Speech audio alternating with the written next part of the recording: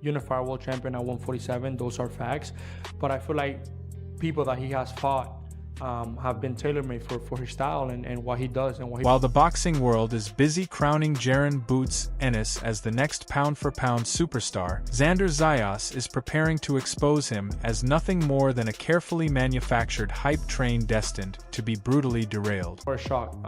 Every single one of my opponents have been into a shock every time they step into the ring with me. It's easy to see me and, oh, he's a 23, the 22-year-old kid, just young kid, no experience. Once he get hit, he's gonna want to get it right back, and it's a whole different story when you step in there with me and you see the knowledge and the maturity. Zayas quickly fires back with supreme confidence, declaring complete dominance over the division and warning his opponent that he is stepping into the ring with a naturally born killer. I could fight, I could box, I could do everything in there, and inside that ring, I'm the natural 154-pounder.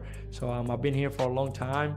I'm here to keep taking over the division, and I'm excited to continue that legacy and that path. The tension rises to another level as Zayas hints that he has already identified serious weaknesses in the champion's armor, choosing to save those revelations for fight night. There's always things. Again, there's a lot of holes that I know I can take advantage of come fight night, but don't want to discuss them on cameras because obviously it's part of the game. Ignoring the critics completely, the young phenom makes it clear that this fight is all about achieving legendary status and destroying anyone standing in his way. I'm here to chase legacy. I've always said it. I want to be the best in boxing. I want to be the best in my division, in every division that I touch, and this is the way to do it, fighting the best, beating. Faced with questions about his age, Zayas confidently shuts down the doubts by highlighting the battle-tested skills that make him a complete and dangerous threat. I'm very mature for my age, and I've gotten the experience that I need.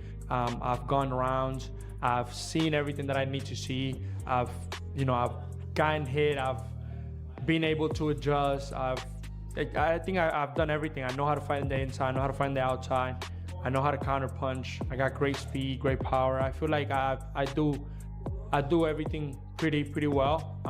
So yes, I do feel like... With the mega showdown officially set, he sends a powerful message to the rest of the boxing world, daring fighters to stop hiding and match his fearless mentality. I hope so. I mean, we made a big fight happen. Two big fighters, two young fighters, hungry fighters wanting to chase legacy. We made it happen, and so I feel like it should set an example for the future.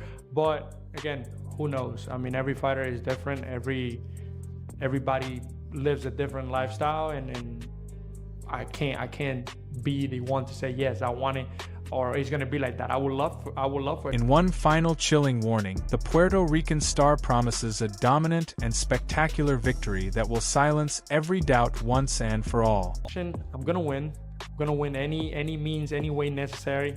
I'm gonna come out victorious like I always do. Winners win, and that's what I do.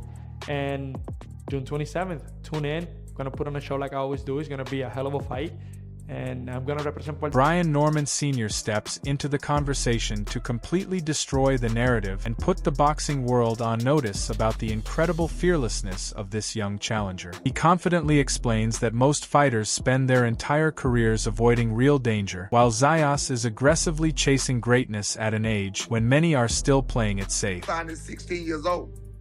Xander was assigned professional, assigned to the top rank at 16 years old. He's 23 years old and he's taking a bigger chance than your favorite fighter took at 23 years old. He's taking a bigger chance than your guy took at 20 years old, 20 years old, 26 years old, 27 years old, 28 years old. You feel what I'm saying? He's gonna be 29 years old. Damn near 30. Is that a fact or no? No, he took a tougher chance. I know, I can't see. But I know how these people, The intensity reaches a boiling point as Norman Sr. tears down the champion's intimidating aura and challenges the hype surrounding him. He warns that the so-called monster of the division is nothing more than human once he is dragged out of his carefully protected comfort zone. But these young niggas though, we know y'all need a superhero. Your superhero is going to show you he's a basic guy. It's the environment. And look, you have not been in the environment. I have been in the environment. The environment is his gym. It's the environment. That's why he don't leave it. The environment is his gym. You come to his gym, you in his house. You in his domain. You in his... Refusing to back down despite the backlash from furious fans, Norman Sr. doubles down on his blunt reality check. He takes aim at the critics, mocking those who are outraged simply because someone finally had the courage to call their hype train what he believes is just an ordinary fighter. Good fighter. Mind you, these niggas was mad at me at your last video. I know you saw them in the comments. I'm like, do y'all understand y'all mad at me because I'm saying they're not special? I didn't even say he's not good. I said he is good. I said he good. Grown men are mad at me because I said enough. Greg Hackett steps in to bluntly break down the situation, harshly questioning the challenger's credentials. He argues that fighters with the same skill set can be found everywhere in the champion's hometown, untested and clearly out of their depth. Xander is a good fighter, but where he is in his career as far as what he's learned, he's never seen nothing like Boots. For Boots, we got guys like Xander in the city. We got guys like that just ain't heard of yet, or they just ain't never get their shot, or they might be a little over the hill. But we got a bunch of guys walking around like that. I'm saying that because not that Boots is sparring those guys. I'm saying we have guys like that. That's just, you know what I mean? That on that they can handle that. Boots is on a different level when it come to, you know, boxing. Like when it just come to boxing, The discussion takes a more ominous turn as Hackett highlights the vast gap in achievements that strongly favors the reigning king. While he acknowledges the young fighter for stepping up, he warns that transitioning from carefully managed fights to an elite-level war could be a recipe for disaster. 20 situation. 80-20. Yeah, I got it like an 80-20 because it's just like Xander is. Well, see, what people fail to realize, Xander turned pro as a kid. You know, he was still a teen. Yeah, he was still a teenager. So it's like a lot of those fights early is for him to do exactly what he was doing, just working on. But now it's like, all right, you stepping it up, you champion. But now it's like, oh, we gotta fight. Now we fight. You know what I mean? So. I don't know, man. I think it's just his inexperience as far as fights like this. This is a hell of a fight to be in after becoming unified champion. But I respect Xander on a whole different type of level because a lot of guys wouldn't have taken this fight, you know, this early in their careers, especially after winning. Predicting a brutal and decisive ending, Hackett describes the moment in the later rounds when the pressure becomes overwhelming. He emphasizes that physical conditioning means little when you are in the ring with a fighter capable of ending the fight with a single powerful shot. I think like 8, like in the 8th round. You know what I mean? Because it just becomes too much. It becomes too much with See, guys work on defense, right? Guys work on their fight game. But they don't push themselves. They think they do because they do strength and conditioning. That's not pushing yourself in boxing. That's just yourself physically. But I'm talking about pushing yourself where you got a guy who in the gym, he's trying to knock you out and you got to really keep off you. But not only the kind of guy that's trying to knock you out, the kind of guy that could knock you out. Hackett closes his breakdown by questioning the challenger's preparation, warning that overly safe training habits will collapse under the bright light. He stresses that avoiding dangerous sparring partners can leave a fighter unprepared for the harsh, high-stakes reality of fight night. See, guys, when they pick sparring partners, they pick guys who gonna fight, but they don't have the or they pick guys who gonna be in but they don't have the experience, or they pick guys who gonna be in but they smaller. You know what I'm saying? It's things like that. He got to get prepared for war. You know what I mean? So that's no knock against a Tiger Johnson, but Tiger Johnson was once a 40-pounder and now a 47-pounder. Xander's been a 54-pounder since the beginning. So you know he's naturally a bigger man. So you sparring guys like that, I get it for the speed or whatever, but it's like he's not trying to really get you out of there. I mean, you need somebody that's going to put your life on the line in the gym. And I'm not saying every sparring session need to be like that. That's not what I'm saying.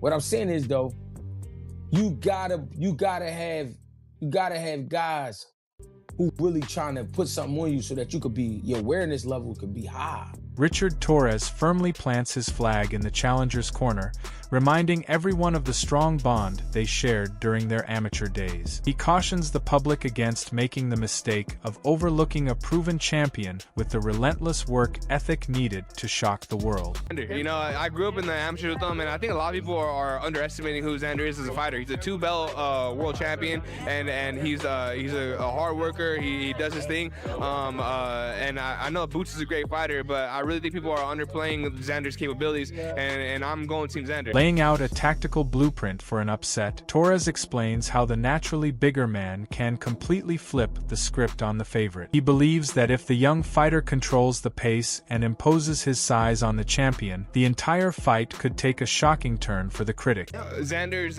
punch output can be a little bit better, and Xander's just ring generalship can kind of dictate that fight a little bit more. And if he asserts his pressure and asserts his size, I think he's a bigger fighter than Boots as well. Then I think it would be a different fight than what people are. Coach Kenny delivers a chilling assessment of the challenger, predicting a brutal stoppage while highlighting a major defensive flaw that could prove costly. He points out a clear habit of keeping his head stationary during exchanges, an error the champion is likely to exploit with precise, punishing accuracy. 8, maybe inside 5. I like what's his name? Xander. I like him, but I noticed something with him. When he's in office mode, his head is just sitting there. And you can go back tonight and watch all of his highlights. He don't know how to roll punches. He blocked pretty good. He got angles, but sometimes you gotta roll, and he don't roll. And if a person don't roll, you don't even have to look. All you have to do is go over their shoulder. You're gonna hit it because they don't know how to. The prediction turns even darker as Kenny envisions a methodical breakdown inside the ring. He warns that whether it comes from a single punishing shot to the body or a relentless combination, a decisive knockout looks almost inevitable. Clean joint or a systematic breakdown? It might be a body shot. Boots a bad man. Combination of the two, you know. Take your time, set it up, and follow. Legendary former champion Winky Wright shifts the focus to the enormous stakes of this matchup, reminding everyone what it truly takes to build a lasting legacy. He argues that an undefeated record means little without a defining signature win, forcing both fighters to risk everything in pursuit of true greatness. Fight, man. The division looking good right now, you know, and I just want to see all the fighters fight each other, man. The best need to fight the best. That's what's going to bring the fans to boxing.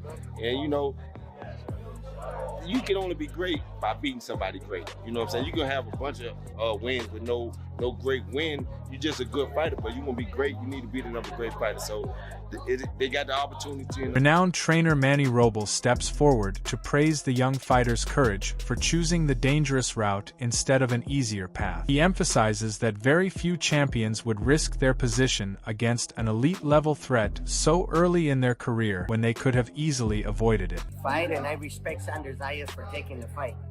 You know, you can't say that about a lot of people nowadays. For him to have 2 of the belts, and for him to step and say, I'm going to fight one of the best fighters in the world, that says a lot. That says a lot about the kid. And he's young. He doesn't. I believe he could have taken another. He said it, and I agree with him. I believe he could have taken another fight, but instead he decided to take on this fight and fight one of the best. The narrative becomes even more compelling as Robles highlights the challenger's star power and unshakable mentality while acknowledging the enormous challenge ahead. He stresses that this matchup brings together 2 rare warriors who refuse to back down from the very best. Like Xander's a personal friend, and you know, great kid, super humble, grounded. I love everything about the kid, and you know, he's got the makings to become a superstar, but he's gonna have his hands full versus the, you know,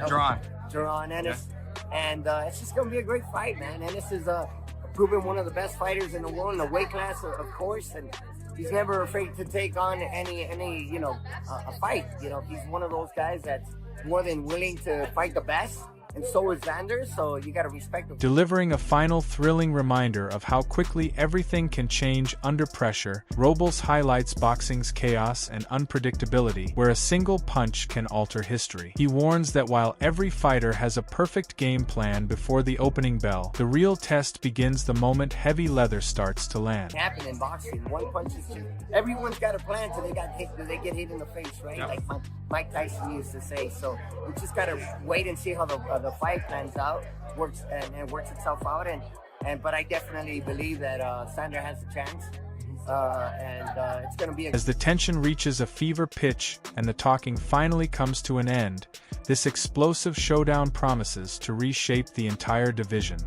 Both fighters are putting their unbeaten records and championship dreams on the line in a high-stakes clash where one mistake could mean disaster. This is where hype meets reality, and only one man will come out standing. The boxing world remains split as experts finalize their predictions and anticipation builds to a breaking point. When the smoke clears on fight night, we'll find out whether a new superstar is born or an established dynasty continues its dominance. The question is, what happens when the opening bell rings, and who walks out with their legacy intact? Will the challenger expose the flaws he believes he's found? Or will the champion shut everything down with a statement performance? Can youth, size, and power dictate the pace, or will experience, discipline, and composure take over when it matters most? And if the fight goes deep, who has the mental and physical endurance to survive the ultimate test?